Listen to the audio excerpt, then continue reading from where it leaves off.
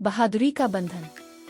एक छोटे से गांव में जो पहाड़ियों के दरमियान बसे हुए सूरज की रोशनी से चमकता था, दो गहरे दोस्त ईसा और मालिक एक साथ बड़े हुए।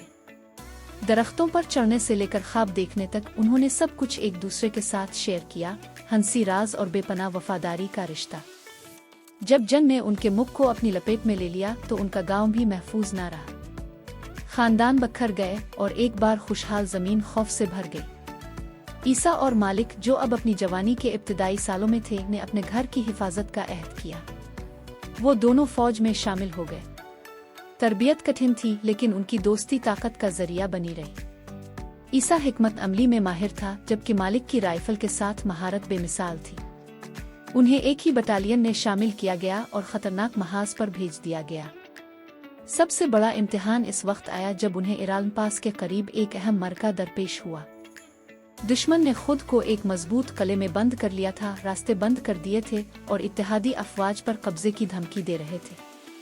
कमांडर्स को कामयाबी के लिए किसी दलेराना अक़दाम की जरूरत थी। ईसा ने दुश्मन के दिफा का मुतालहा किया और एक जुर्रतमंदाना मंसूबा बनाया। अगर हम रात के अंधेरे में उनके कैंप में घुसकर उनके हथियारों को तबाह कर दें तो हमारी अफवाज के लिए रास्ता खिल जाएगा। इसने एक इजलास में तजवीज़ पेश की। मालिक फौरन इसके साथ जाने के लिए तैयार हो गया। इस रात तारीकी में लिपटे हुए ईसा और मालिक दुश्मन की सफ़ों के दरमियान से गुजरे। वो खामोशी से आगे बढ़े, सिर्फ इशारों के जरिए बातचीत की। उन्होंने दुश्मन के असलहा डिपो में धमाका खेज मवाद नस्ब किया और उनके मवासलाती निज़ाम को नाकारा बना दिया। लेकिन जब वो वापस लूट रहे थे, उन्हें देख लिया गया। एक पुरतशद्दुद झड़प शुरू हो गई। मालिक ने अपनी राइफल से दुश्मनों को निशाना बनाया ताकि ईसा को रास्ता मिल सके।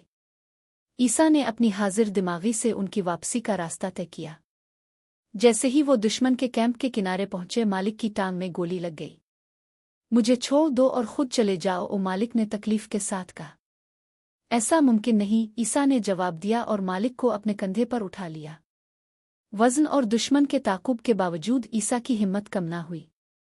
आखिरकार वो दोनों अपनी कैंप तक पहुंच गए, जबकि उनके नस्ब किए गए धमाके दुश्मन के कैंप को रोशन कर रहे थे। दुश्मन उलझन में और कमज़ोर अगले हमले में शिकस्त खा गया। ईसा और मालिक को हीरो करार दिया गया क्योंकि उनकी कार्रवाइयों ने जंग का रुख बदल दिया। लेकिन उनके लिए फतह सिर्फ जंग जीतने की नहीं थी, बल्कि इस वादे की थी जो उन्होंने बरसों पहले एक दूसरे से किया था, एक दूसरे का साथ कभी न छोड़ने का। जब उनके मुख में अम लूटा तो ईसा और मालिक अपने गांव वापस आ गए, जहां लोग खुशी और आंसुओं के साथ उनका इस्तकबाल कर रहे थे। जंग के निशानात बाकी थे, लेकिन वो जानते थे कि उनकी दोस्ती उनकी सबसे बड़ी फतह थी। ऐसा रिश्ता जो आजमाइशों की आग में ढला और कभी न टूटा। यूं ये दो दोस्त दिल और रूह के जंगजू बहादुरी, वफादारी और इत्तेहाद की ताकत की जिंदा मिसाल बन गए।